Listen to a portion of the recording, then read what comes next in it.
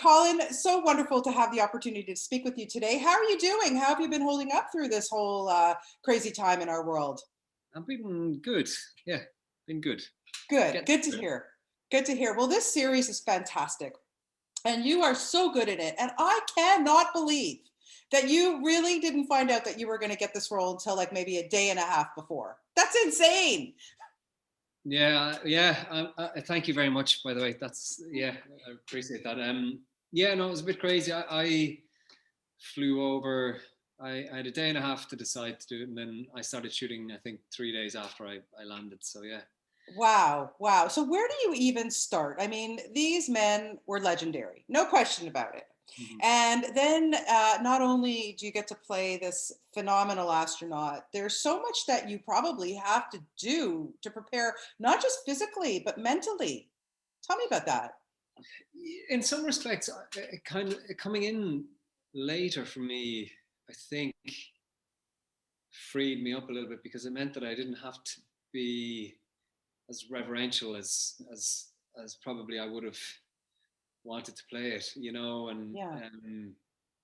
luckily the pilot script is one of the best scripts I've ever read, and luckily everything was already there on the page, so Mhm.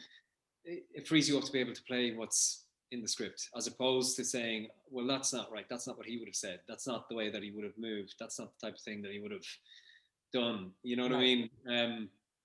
So it kind of freed me up. I mean, I'd read the book, The Right Stuff, and before, so I knew about it, and I'd seen the movie, Yeah. obviously, but I just listened to as much stuff on YouTube as I could, or read up online as much as I could before, tried to cram everything in. But then what happens is that you begin to sort of, it can be detrimental that way, because you begin to overwhelm yourself a little bit sometimes if you don't have a full, huge enough time to work on something. So, I kind of wanted to be free enough to play with the role as much as I could.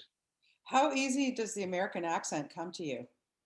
It came pretty, yeah, it comes pretty easy. We worked a little bit on it, but I was lucky. I mean, I didn't. Luckily, I could do one because it was very very short time frame. Yeah. But I grew up watching American movies and TV. It's a different thing than people trying to do an Irish accent when they don't really, like, every single day since I've been a kid.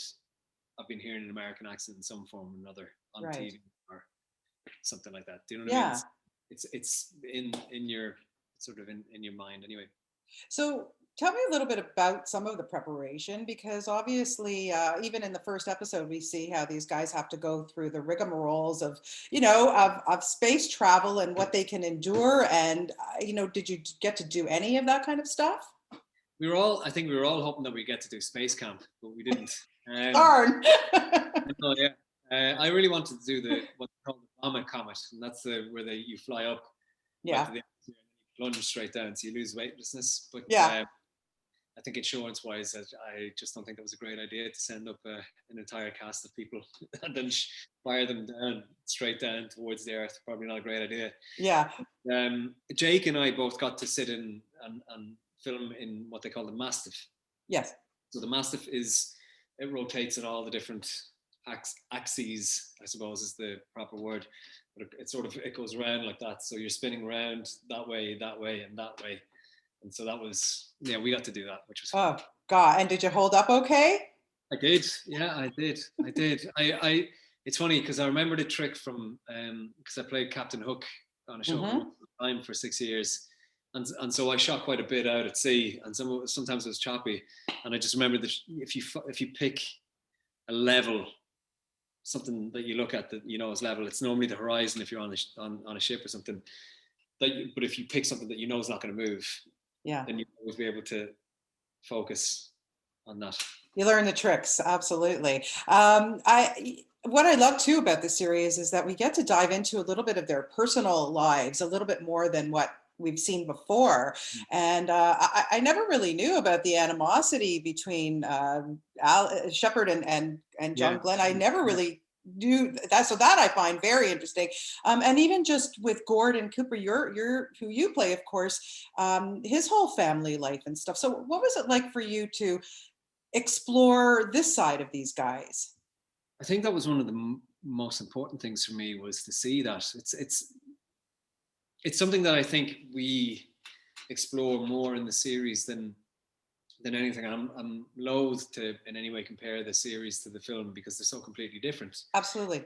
And that's the whole point. There's no point in remaking the movie as a series. Mm-hmm. What's the point? Do you know what I mean? Yeah. But what's important is to see these guys as human beings and to realize they made mistakes. They weren't just these all-American heroes, which they were legends, but they also made a ton of mistakes. And not perfect. They're not perfect. No, they're not perfect. And that for me as an actor was something that I was really, thrilled to get to investigate. Yeah. And sort of try and navigate that, Yeah, no, he did such a good job in it. And of course, one of the executive producers on this is Leonardo DiCaprio. Oh, not too shabby. Was he hands-on? Was he there? Did you get to meet him? He wasn't incredibly hands-on, no, but we emailed back and forth a little bit, so yeah. Well, that's cool. You got to email Leonardo DiCaprio. That's kind of cool. Yeah, I remember when I first emailed, and I was like, I thought it was like a spam email for, something. Yeah. Do not click. I know, yeah. And I opened it up and I said to my wife, I was like, I'm just after getting an email from Leonardo DiCaprio. But yeah, so that was cool. That's cool. And didn't you guys as a cast, did you get to go to NASA or you attended some event and you were the only people who were not like, the sciencey astronaut people? Like, that's insane. That's so cool. We got invited to go to the 50th gala of the moon landing. And it was kind of great because like Neil deGrasse Tyson was behind us and Professor Brian Cox. And then you had all these astronauts. And then we had to stand up and wave as the cast of The Right Stuff. And you could see everybody sort of going, that's not the cast of The Right Stuff. That's not Ed Harris and Dennis Quaid. So yeah, but it was an amazing experience to get to go to that. That's a once in a lifetime opportunity. Absolutely. Colin, I want to ask you, like, since we here in North America, of course, got to know you on Once Upon a Time, and then, as you said, you did that for so many years. How does an experience like that change your life? Oh, like exponentially. It was, that sort of gave. I lived in Vancouver for 6 years shooting that, and my wife moved over, and we had our kids there. We have 2 kids who were born in Vancouver, and friends who will be lifelong friends, if not nearly as close as family. You know what I mean? Because you live the other side of the world, you do create bonds that are like family, and also with the fans of Once Upon a Time, who are absolutely amazing, and that show meant so much to so many people. Yeah, and it still does, and especially now with it being on Disney Plus, from last week or whatever. I just think what was really special about it was that was a show about hope, and just purely about hope. Absolutely. And unapologetically, in a time when every other show had to be gritty, or it had to have this, or had to have that. And I mean, don't get me wrong, people getting their hearts ripped out and crushed is pretty crazy, but you know what I mean? It was sort of... Yeah, no, absolutely. People really connected with it. There's no question about it. Yeah. Yeah. So it lives on, and hopefully people will continue to watch it.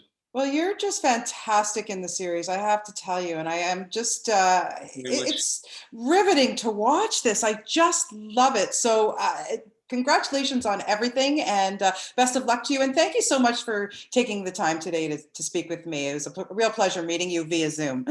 I know, you too. Thank you so much. Take care, Colin. I can't wait to get back to Ireland. I know, yeah. Take care. Have a nice day. Okay, bye-bye.